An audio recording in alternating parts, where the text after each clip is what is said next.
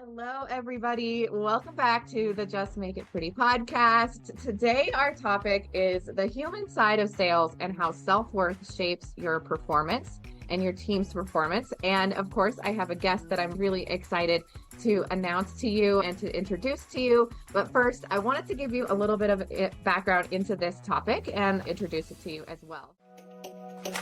Welcome to the Just Make It Pretty podcast, the slightly unhinged marketing podcast for home builders and beyond. I'm your host, Sarah Haynes, also known as the Pixel Wizard, and my goal is to tackle the tough stuff that goes in behind the scenes in marketing and offer actionable tips, creative insights, and a little bit of humor to spark some creativity. I'm so glad you're here. Now let's get started. A lot of people, I think, in our industry think performance is about like tactics. It's how you say things, how you sell things, what you do to lead or how you lead. But it actually starts with your own self-worth and how you see yourself. And so today, that's what we're talking about. And I have brought in an amazing guest that talks about this all the time. So welcome, Brook Jennings, for being here. Thank you for joining the podcast today. Oh my gosh, I'm so excited to be here. It is an absolute honor, and I just love you and feel extreme gratitude that you asked me to be a guest.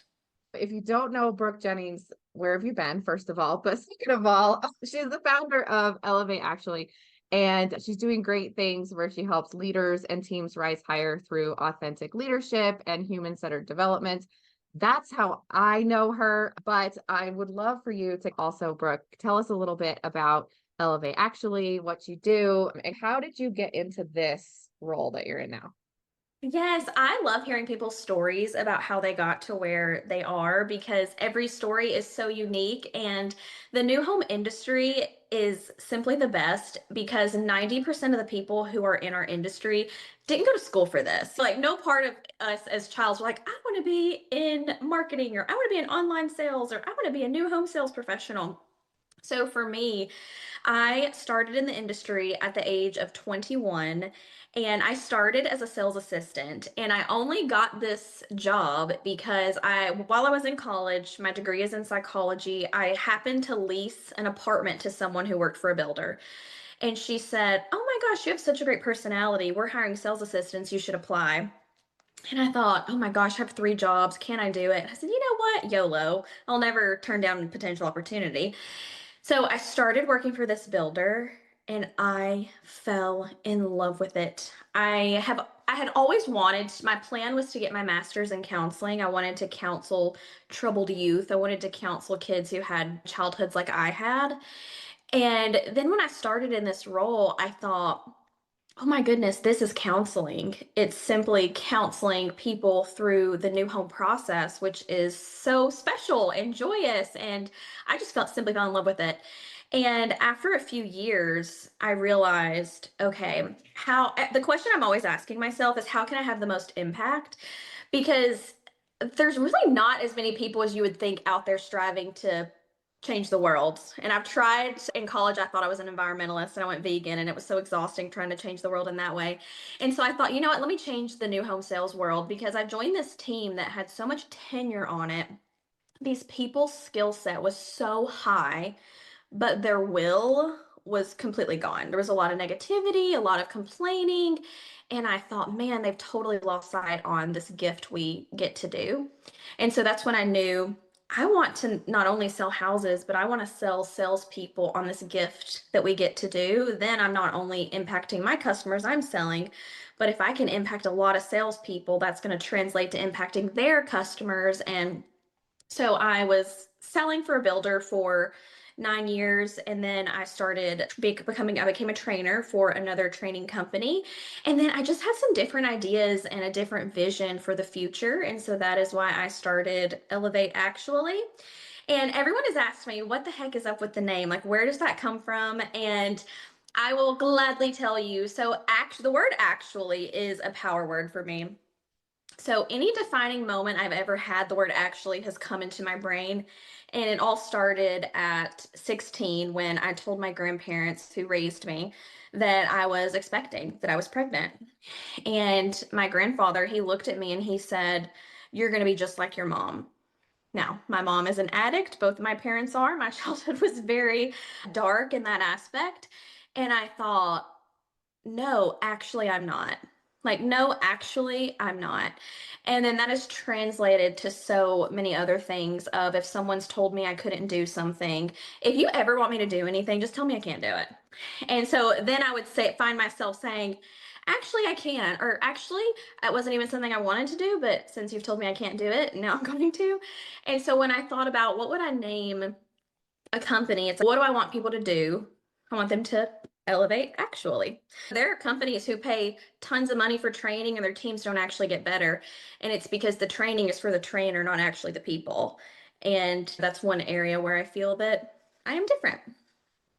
That's an amazing story. And you share your past and your story so authentically and so openly. I've seen a lot on LinkedIn, and I really appreciate that. I love your story and I love the name actually. I thought it was really cute and I liked how it like just flows together. I don't know. When I saw your announcement, I was like, "Oh, that's awesome." I was really excited. Oh, that makes me so happy. Thank you. Thank you. And I freely share my story. And the reason I do that is because we all have one. Every single person has a story. If you are alive right now, you have overcome something really hard, something traumatic. I was having a conversation with a friend just this morning, and I told him, I said, whenever you finally feel confident enough to share your story, you are going to feel so free. And not only are you going to get better and feel better, but everyone who hears it's going to be better for it. Other people aren't ready, and that's fine. But if I can share all the failures, all the hardships, just everything, like why not share? Because one person, maybe it makes them feel for a second not alone, or maybe it makes them feel safe. Okay, she was able to share this. Maybe I could share because it's very healing. The more we keep things inside, the more anxious, the more just bad you feel. It can really like just fester inside and become toxic. Whereas when you release it and then you realize, oh, wait, I'm not alone either. There are other people who grew up similar to the way I did. It's just beautiful. And everyone has a story to share. Most people haven't been asked about it. And so if you share, if you ask, it opens up the door for more. I was at an event last week and someone said something, if I can remember the quote, she was like, "What's most private is most universal." And I love that because it's so true. Like the things that we all like are, oh, I can't tell anyone, or that we're ashamed of, or like an embarrassing past or something like that. Those are the things that really connect us with everyone. And everyone actually has those same feelings and a lot of the similar experiences. I loved that quote. And it really reminds you to be like, yeah, like you share, you're going to build connection with others, which is such a beautiful thing. Because who wants to hang out with a perfect person? Not me. I don't want to hang out with you if you're perfect because then you're just going to make me feel bad about myself. Yeah, it's not real. That does Yeah, not exist. yeah, yeah. Amen. I'm excited to talk about the human side of performance today. And it's really a combination topic. I feel like it's like mindset, it's leadership, it's performance, it's sales, it's so many things. And I have a bunch of questions and I'm super excited to hear your perspective on this because I've heard you speak a couple times at like IBS and you're a very great speaker, by the way, but I love the information that you share around this mindset. So let's dive in. My first question, I want to set the stage of what we're talking about today. How would you define like self-worth and how your own view of yourself has evolved through your career and how it like impacts leadership in general? Yes. So when I first start working with salespeople, this is the first thing we address is what are your beliefs about yourself? Because we are all in sales, right? If I am a parent, I'm consistently selling my child on why they should eat broccoli over the crumble cookie. If you were a leader, you were in sales because you were consistently selling your team on the why behind new processes and the why behind why they need to do this new thing or use this new platform or adapt to this new platform process. And for some reason, though, actually, not for some reason, I know the reason. The world we live in has demonized the sales industry to the point where there are so many sales professionals who do not even have their career listed online, like on their Facebook. It's almost like a shameful thing to be able to say that you're in sales because we all think of Matilda, right? Like the dad, the sleazy car salesman. We've been told that it's pushy, aggressive, or manipulative. And if you are a salesperson, who believe that sales is sleazy or yuck, then you are going to try to reject that belief, that thought, and disassociate yourself from it. And in turn, you're not going to do a lot of the necessary sales behaviors. And then there's going to be no passion in it. And so the first step to having high self worth is having a high belief around whatever it is that you're doing for a living. When I became a teen mother, my self worth was in the floor because I had so much shame and felt so unworthy of love. I felt just so unworthy of everything. And it ate me alive. I went into a huge depression and at one point was suicidal.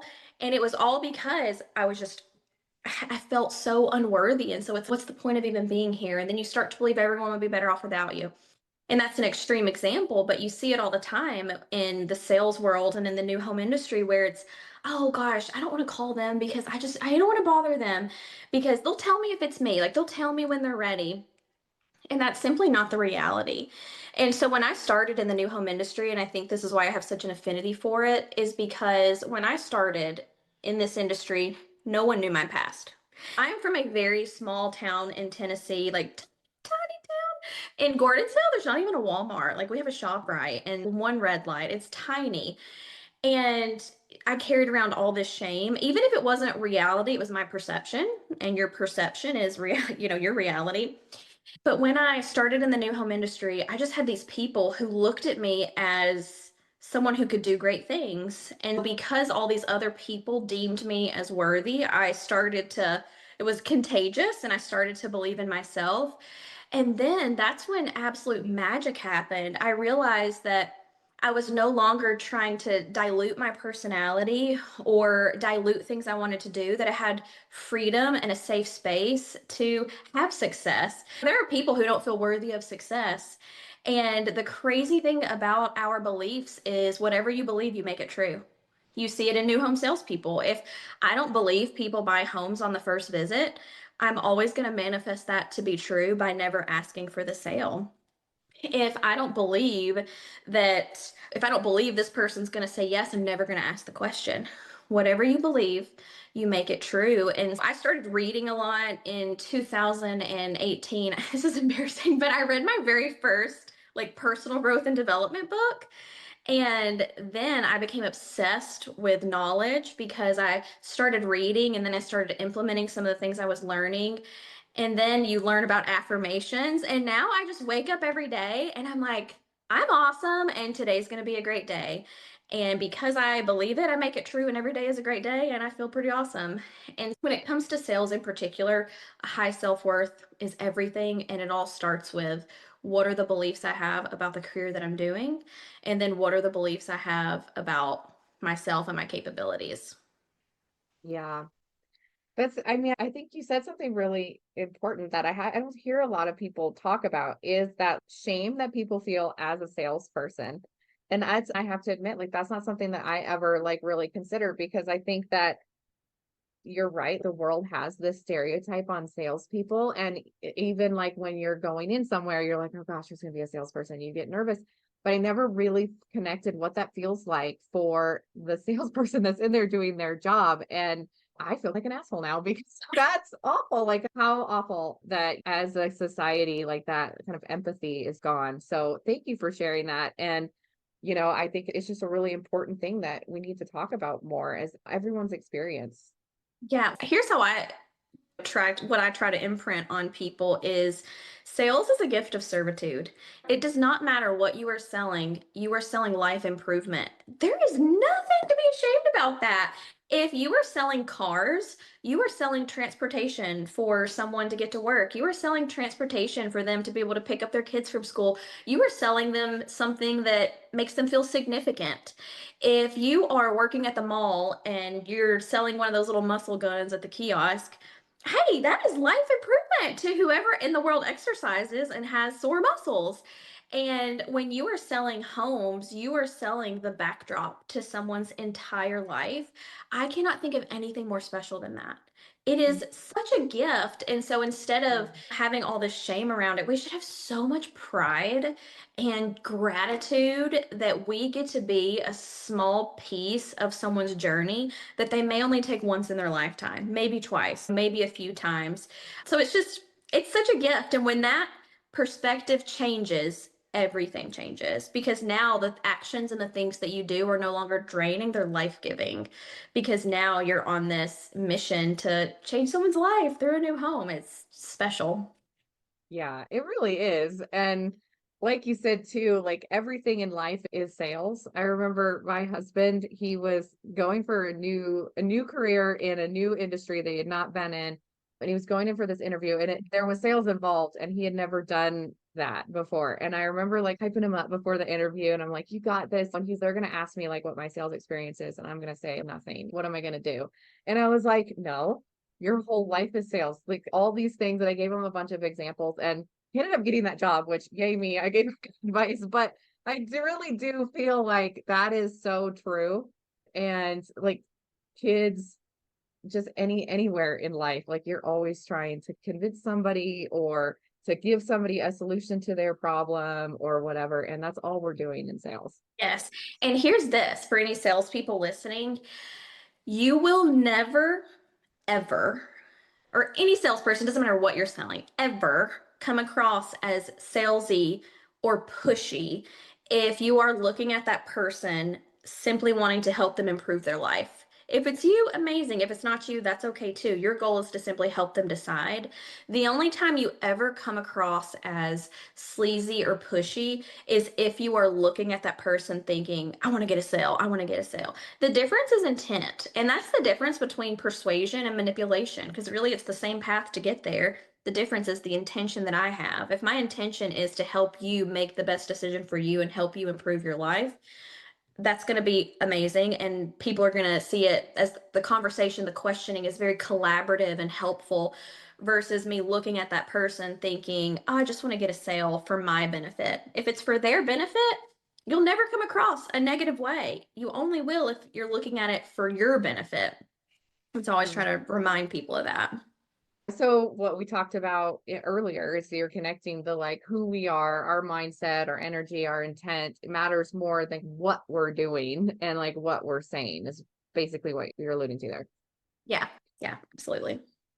So how do you, as a salesperson and also as leaders of salespeople, how do you manage that aspect along with you have sales quotas and you are like looking for high performers and like you want this kind of go get it attitude, but you're also wanting people to come across as authentic and have that mindset? It's because we have the wrong definition of high performance. So, a lot of people think being a high performer is being a hustler, doing things you don't want to do, working late at night, working 7 days a week. When we interview someone and they say, oh, I work 24/7, 365, like I'm this, that's a red flag to me because unless you can tell me the why behind the intense action, because what a high performer in my mind is someone who is extremely passionate about what they're doing and they are working towards a cherished goal. If you want to be a high performer, you don't have to work 24/7, 365. You don't have to do the things you don't want to do because that's how we look at it. We think most high performers are like, oh, I just do the things that I don't really want to do, but I got to do. But when you're extremely passionate, you want to do it. When I was selling, and I still am because I'm so social, just a huge networker. I love meeting people. I love talking on the phone to people. I love it. It doesn't feel like work to me. If you're someone who your mindset is, I should probably do this, I should do this. When you're a passionate person, it's not a should, it's a must. It's no, I must do this because this is how I'm going to have the most impact. And so I think the first step is what is a high performer because it's never someone who is working towards burnout, which is what a lot of times as leaders we want. And I will share this because if you are a successful person, there are only three ways you can find success. And the opposite of those three ways are the reasons that you will fail. So, the number one thing you need to find success, number one, is a strong want. You have to know what you want. what are you doing this for? And it can be a selfish want. It can be, I want to be debt free. It could be something like, I want my kids to go to college and not take out student loans. It could be, I want to have a house. You have to want something, because if there is nothing that you want, there is not going to be anything that propels you to do all the actions and efforts necessary to find great success. And if I do not have a strong want, I may do the action, but I'm not going to put a ton of effort behind it, and it's not going to work. Or I'm going to do the action full force, and then I am going to burn out because I don't have this thing that I'm excited about that I'm running towards. So you have to identify, what is it that you want? The second thing is, what are my beliefs? So you have to have strong wants, you have to have a strong belief system. And then the third thing is state management. You would not believe how many adults are walking around this world and they can't manage their state. They are always at the effect of everything going on around them. So if someone cuts you off in traffic, now it's a blow up and now we're about to have a bad day. Or if they get a phone call or someone says something to them or a customer cancels, if you can't manage your state, everything in the external world is going to control you. You can never find success that way. And so you have to be able to manage your state of, hey, it doesn't matter if you're the first walk in of the day or the fifth walk in, you're getting the same energy level because I can turn my energy on. I was at a training this week in Washington, and at the end of the training day, the president was like, your energy is just amazing. Like, it is not dipped at all today. And I said, it's a choice. If I start telling myself, oh, I just don't feel great, or oh, I'm tired, or oh, it's exhausting, you know what? I'm going to not be feeling great and I'm going to be exhausted. But if you tell yourself, like, whoa, I am energized, and then I use my body in a way that makes it feel like I'm energized, and just my posture and the way I'm carrying myself, because there's so much science to prove that your body can change your mind. And so if you're ever feeling low energy, just change what you're doing. And so those are the three things you have to succeed: strong want, high belief system, and ability to manage your state. If you know someone who consistently is not having success, it's because they have weak wants. There's nothing they really want that's propelling them forward, or they have a limiting belief system. Same with what we mentioned in sales. Maybe I don't believe people are buying right now. I'm going to make that true because my brain will never allow me to prove myself wrong. And then I can't manage my state. So anytime my manager comes to give me feedback, all of a sudden I'm annoyed. Or anytime that, I get told no, my whole life is just ruined and this is pointless. And so I think in life, the most powerful things we have, the first is self-awareness and the second is choice. And I know me as a trainer, I'm constantly just creating self-awareness in people. And then after I give you the self-awareness, you're now self-aware, you have to make the choice to do something about it, because I can't come sit in your model and do it for you. And my goal and my hope is that we've created a strong enough want for your life, something that you believe is actually attainable and possible for you. And then now it's full force ahead and you're ready to go crush life. But you'll never be a high performer without the passion and the joy, because that's what really drives it. It's not the burnout and the, oh, I got to do this even though I don't want to, or I'm willing to do the things no one else is doing. It's okay. Where does that come from? Is it because you want something, or is it because you just want the ego or the recognition? Because that will only get you so far. The world right now, it glorifies that in a way, that like hustle culture and all of that. But it is exhausting. And I think it's really evident when you see someone who is really driven by something inside them to do all of these things, and someone that's just doing it because they feel like they're supposed to, or they have to, or whatever.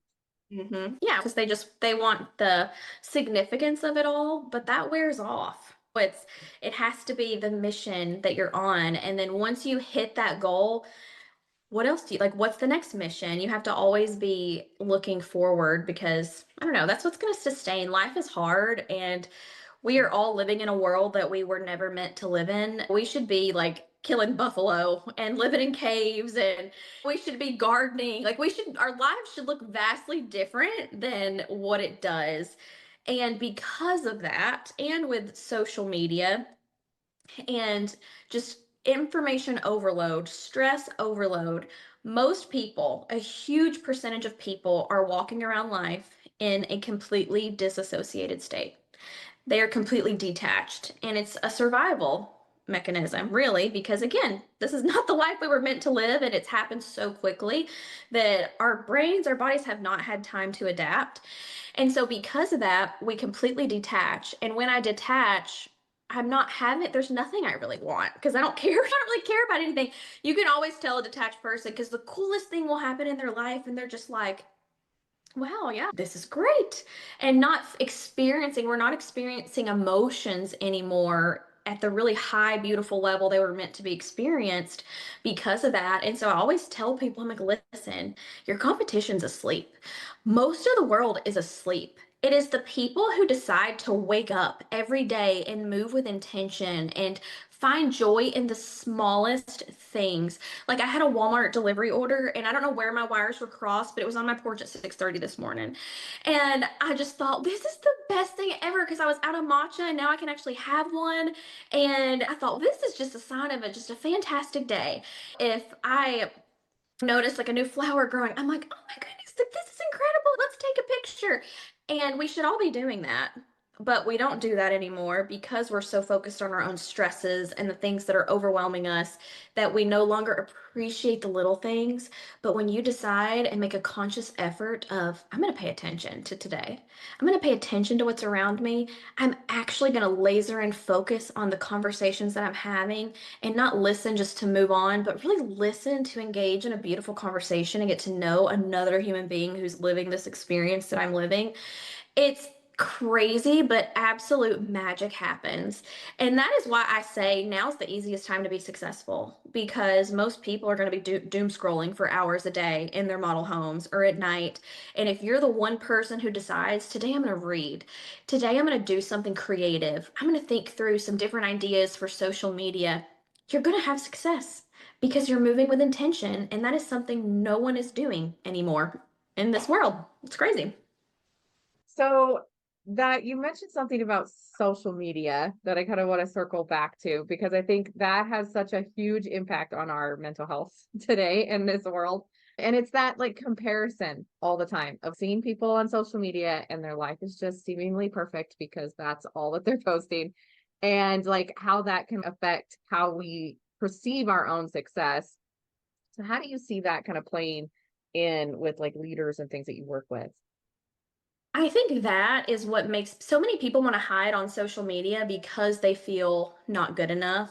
And when you understand that everyone is operating from a highlight reel, like I'm not posting my panic attack on my Instagram. Honestly, I might actually. I might on my stories. You never know what you're going to get.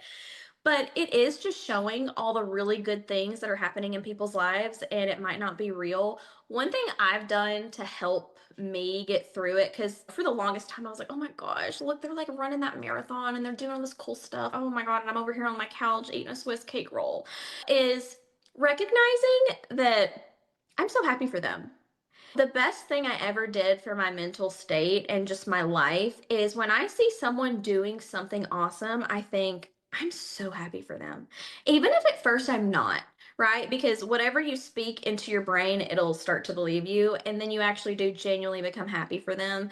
And so I love seeing people's success. I love seeing people with a six-pack ab, like, oh, girl, I love that for you.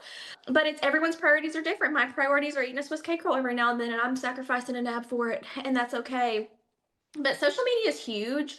It's so powerful in sales and in marketing. If you're a new home sales professional, you got to do it. You got to do it. A study came out. I don't remember if it was Gong or who did the study, but it was that salespeople who use social media outsell those who don't by 67%.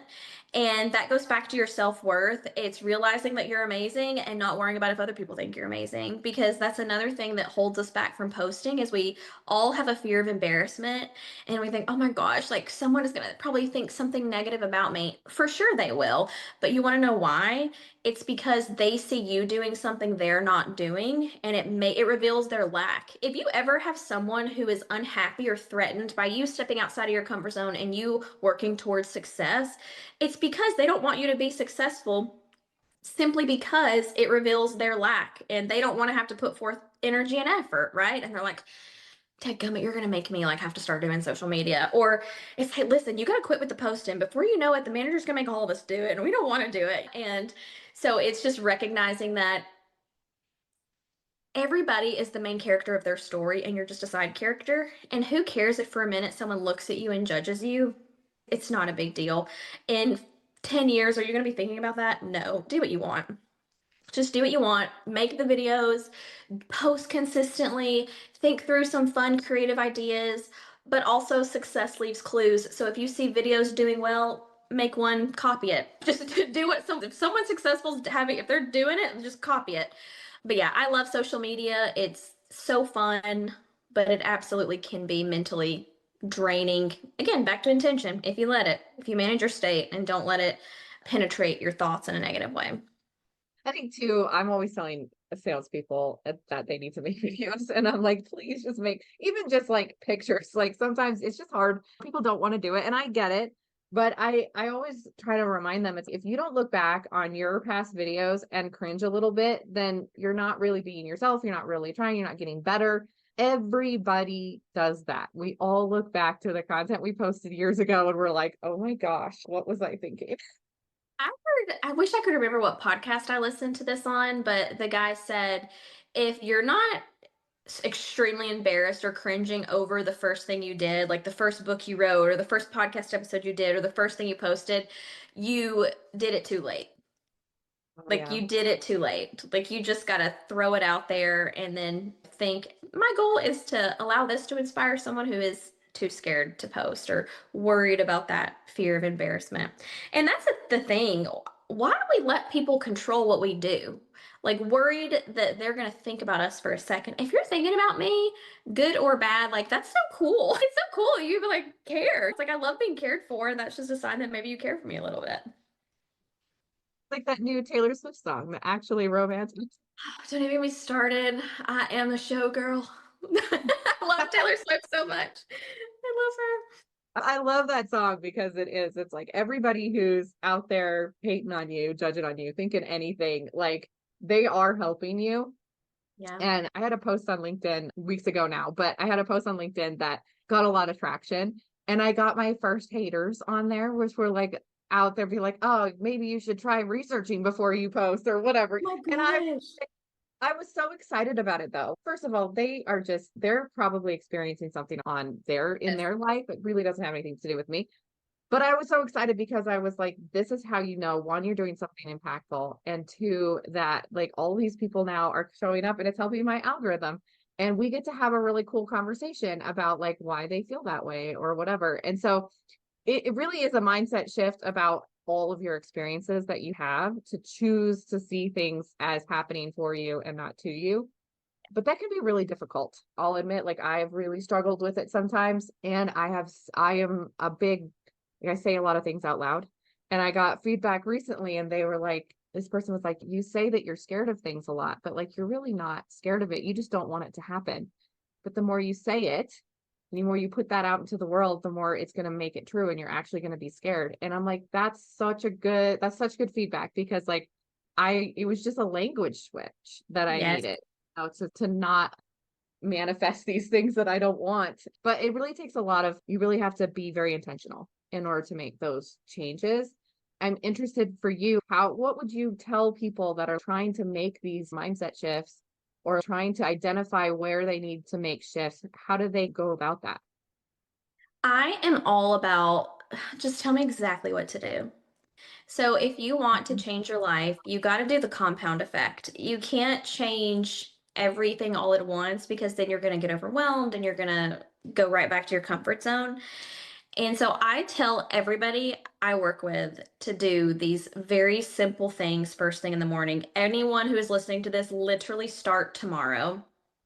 The first is when you wake up, when your alarm goes off, you have to get out of bed immediately because your brain and your body are connected, and you want to tell your brain that we do what we decide we're going to do, and we decided to set that alarm for that time for a reason. So you got to get out of bed. You got to go outside and you got to breathe fresh air. So you need to take 4 breaths in, 4 breaths out. You can do it for 5 minutes, 15 minutes. Just do just a pattern of breathing that is going to energize you.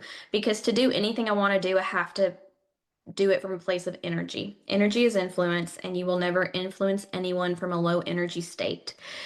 90% of our energy doesn't come from food, it doesn't come from water, it comes from oxygen. So when you first wake up, go out. The reason I say go outside is because our homes are so filled with chemicals, from the candles we burn to the plug-ins we use to the cleaning supplies.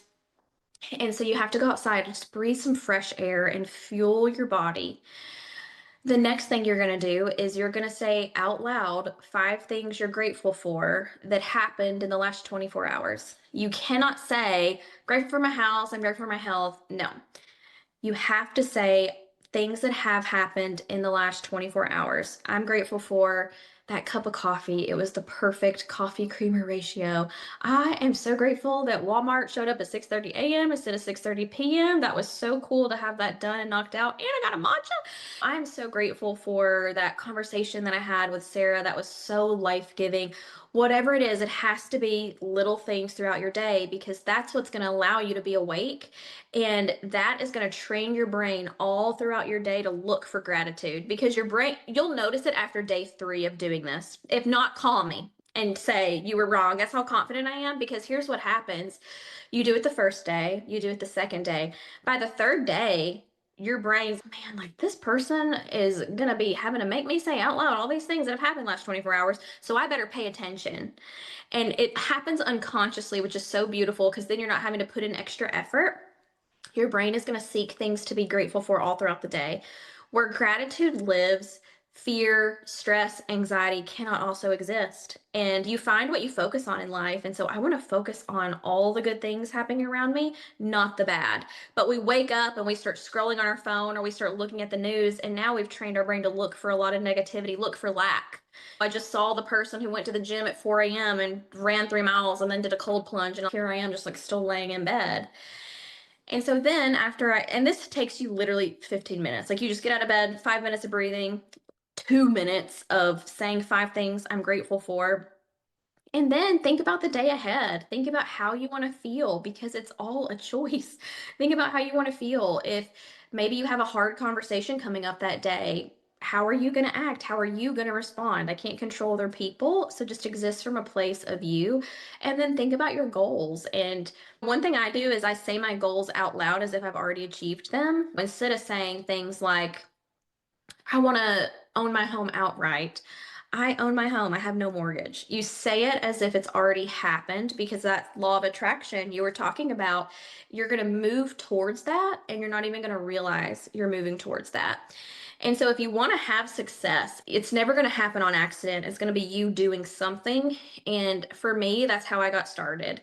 I paid thousands upon thousands of dollars to be in this inner circle group, to where they gave me that. It was very much, here's exactly what to do to find success. And it worked. And so now I give that to everybody. You have to have a plan, because if not, you're going to wake up and you're going to immediately start scrolling. One thing most people do not have the knowledge of is the fact that when you sleep, your dopamine reserve fills up. It's like a battery. And the second we wake up, if we start looking at our phone and scrolling, we're depleting that reserve. So now when we get to our model homes, or when we get to our offices, or we open our laptop to start working, we have no motivation, because I know when I do that work, there's not going to be a hit of dopamine. There's going to be no release, because I used it all up scrolling on my phone.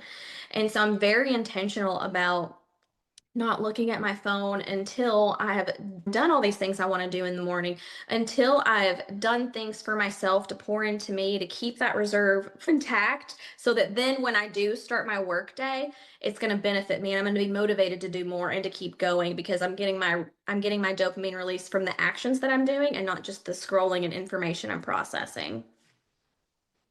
Love that. I will admit my morning routine would be so much better if I did that, because I always notice like when I do get up and go outside first thing, or I just got patio furniture. And so I'm like so excited about it, because now I can go out and sit. But like just breathing in like the crispy air in the morning, this is the perfect time. We're filming this in like early fall. So it's the perfect time to go out and just feel so good in the morning with my cup of coffee. It's like the best. Yeah, yeah. And that's something that's everybody can do it. Just when the Yeah. alarm goes off, wake up, go outside, 4 breaths in, 4 breaths out. gratitude, thinking through your day, and then saying your top kind of three goals as if they're already achieved. And then just watch life change for you for the best. And all the things you start to notice that you didn't notice before. Yeah, I love the saying it out loud. I also like a lot of, I like writing down things. Like a lot of people, they say, oh, these are the things that are important to me, or these are my values or whatever. But like, I find it's really helpful to write that down. But I do love, I feel like saying those out loud would be really impactful as well. Well, because then you're saying it and you're also hearing it. And that's something we use in sales. There's a thing, visualization, which is so underutilized in the new home sales world. Because if I can get you visualizing yourself living in this house, if instead of me telling you what you could use this space for, but getting you talking out loud on what you're going to use this space for, it makes it real. And when things become real, it turns the shoulds into must. Instead of being like, yeah, I probably should move, it's, oh no, I must move. Because now I'm so sold on to this idea and I'm feeling myself in the space. I'm imagining and picturing myself having my coffee on the back patio with this view. And we don't use it enough. And the same tools you use to sell homes, sell yourself, get yourself visualizing how it's going to feel when you pay off your mortgage or how it's going to feel when you run that marathon or whatever it is that you want to do, how it's going to feel when you're the number one salesperson at the builder that you're at. And there's just so many cool things we can do from a psychological perspective to help ourselves, to attract our goals to us. But again, back to being disassociated, most people stop learning. Like we stop reading, we stop growing. And that's my core value is to be a lifelong learner. I never want to feel like I know everything or I know enough because the second you decide that, the second you become so certain of something, all growth stops. It's like the second I stop reading, the second I stop teaching, all of a sudden I may have incredible knowledge now, it's going to go away because as humans, we're never staying the same. We're either progressing or regressing. And most people aren't intentional enough to be cognizant to make sure that you're progressing. And so it's creating that awareness again. Yeah. Yeah, it is. It's just all about being intentional. You really just have to make this your focus and decide on it. And we can do so much more than we think we can. You can My really gosh. change your life just by thinking it and wanting it and making these intentional changes. Not easy Not sometimes, but like easy. you can definitely do it. And we are in full control. I think that was a big shift for me when I like realized it's like I can actually control where my life is going to go and I'm not just here for the ride to see where it takes me. And you said a powerful word, and that is decide. Every action was mothered by a decision. And so there will be no action, there will be no waking up and going outside and breathing until you decide to change your life. And I agree with you when you say it's not easy, but I think it can be. I think in our mind is designed to make things appear harder than they are. Like we'll obsess over doing prospecting, and then when we do it, we're like, oh wow, that was actually like pretty easy. And so where a lot of people like do the hard thing, I'm like, do the easy thing because it'll be easy if you tell yourself it is. It Mhm. doesn't mean that you're not gonna fail, but in my mind, I really believe if you're pushing towards a goal, there is no failure. There's just success or learning. Now that's if you're pushing towards a goal. There is such thing as dumb failure, which that's negligence, right? It's oh I didn't hit my goal, but no, I didn't prospect a single I didn't prospect a single day. And so it's knowing the difference between smart failure and dumb failure, because smart failure is growth, but we don't have to make things so hard. And even trainers are guilty of that. We'll create a process and it is so hard that now the company, the salespeople are dependent on you for your constant training and explaining so they can grasp it. Whereas I'm like, this is not hard. We've made it hard. It's actually quite simple. It's caring about people, it's asking questions because you genuinely want to know, because you're trying to collaborate with these people and help them decide. It's not hard to change your life for the better. It's simply doing something and having a why behind the reason that you're doing it. And then it'll feel good. It won't feel overwhelming. It won't feel like burnout. It'll feel like excitement. Oh my gosh, I'm doing the thing. This is so cool. It doesn't mean there won't be heartbreak or tears, but even then, it's all worth it because it's coming from this place of change that you've been hungry for, that you've been desiring. And anyways, I could literally talk about this all day. I know. I love it. I know. I think it's so funny because like that what you're describing, that person that's just like excited about what they do and has this passion, like they're such magnets. Like I love being around those type of people and you can feel it just in the room. Like you walk in, you're like that person. They're passionate, they're excited, they love what they're doing. And so not only does it change your life, but you change your environment around you and it changes the Yes. culture in your company and so many things that it just there's just so many pros that just trickle down as you start making those shifts. Yeah. And when you move with intent and make those shifts, it is unbelievable the people that end up in your circle. It is unbelievable. And since launching Elevate, actually, that's one thing I have found is, oh my gosh, I have so many people who care about me. And it's such a beautiful thing coming from a place where I don't have a ton of family. And it's just, I felt like I've never had before what I have now to the degree that I have it. And one of my really good friends, he's the owner of a real estate company in Nashville. And I called him one day. He's such a great mentor, unbelievable person, so growth mindset. He's always reading all the things. He pays thousands upon thousands of dollars for coaching. And so I cheat because I get his coaching for free. And I called him and I was telling him, like, I was just really struggling with where I was and just felt myself losing myself. But I was so afraid to pull the trigger. I was so afraid to make a change because it was just terrifying. Very And like, I was just like, I just don't see a world where this goes positively. That's what I was thinking. And he said, have you ever went skydiving? And I said, absolutely not. And he said, I've been a bunch, and here's what I can tell you. Here's exactly how it goes. So you make the decision, you know you want to go, but you're not totally sold on it yet. You're just like, okay, I'm gonna go there and just catch the vibe. Okay, like I'll like officially make the decision once I get there. He said, and then you're gonna get there, and then everybody's being so casual about it. You're like, okay, I'm gonna go up. He said, when you're on the like ascent, like you're on the plane, you're going up, you are thinking through every possible scenario that could go wrong. Like you were thinking through literal death. Okay. You're thinking through what if I like pee my pants? What if the thing doesn't work? What if the person who's on my back, like has a heart attack? He said, you're thinking about everything that could go wrong. He said, but what happens is you make the jump, you see this unbelievable world around you. You feel a feeling that you will never feel like again, right? Like just this rush, this just, oh my gosh, in that moment, you were given such perspective on life. And he said, then you land and you realize, I can do anything in the world. Like, what else? Bring me in, coach. Like, what else? I can do literally anything in the world. I just jumped out of an airplane. Are you kidding me? And he said, right now, you're on the ascent. He said, right now, you're thinking through everything that could go wrong instead of thinking through everything that could go right.